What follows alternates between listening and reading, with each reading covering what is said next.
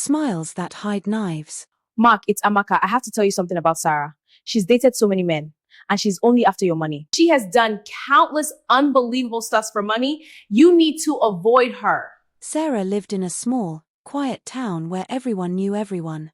She was gentle, soft-spoken, and kind to a fault. She believed in friendship. She believed in love. And most of all, she believed that people close to you meant you well. She had 3 friends, Amaka, Tai, and Boma. They laughed together. They shared secrets. They promised each other forever.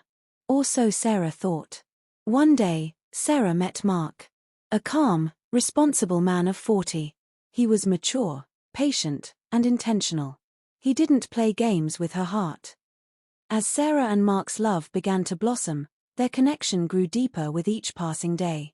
They spent long, meaningful hours together, talking, laughing, and slowly uncovering the beautiful layers of each other's hearts. What started as a simple meeting soon became something strong, something real, something that felt like destiny. At the same time, Sarah and her friends continued to appear inseparable. Their bond looked unbreakable to anyone watching from the outside. They showed love to one another, stood by each other in difficult moments, and celebrated even the smallest victories together. They went out together, shared meals, told stories, and opened up about their dreams, fears, joys, and pains.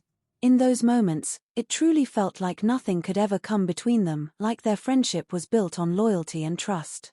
But everything changed on the day of a single proposal. What was meant to be a moment of pure happiness quietly became the beginning of something dark. The excitement that once filled the air began to fade. Smiles became forced. Laughter lost its warmth. And beneath the surface of celebration, something bitter began to grow. One evening, as the sun rested on the horizon, Mark looked at Sarah and said, Perfect. Look at that sunset. I've been waiting for the perfect moment. Will you marry me? Yes, of course, yes. I don't want to waste time.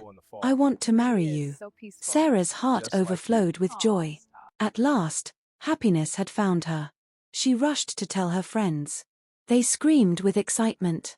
They hugged her tightly. They congratulated her loudly. But one smile hid poison.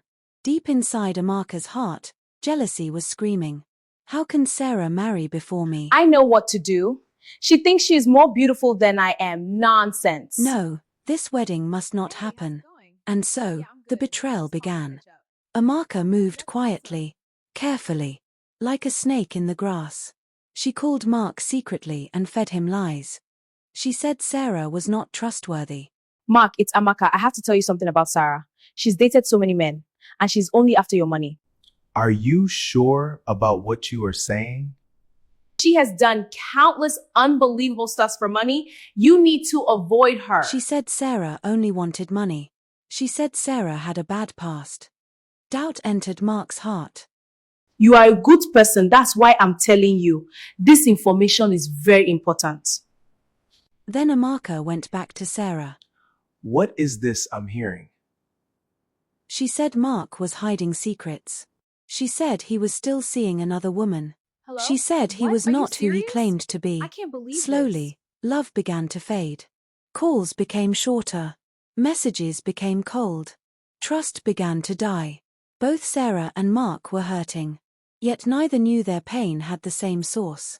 2 weeks before the wedding, Mark decided to visit unexpectedly. He arrived at Amaka's house before Sarah.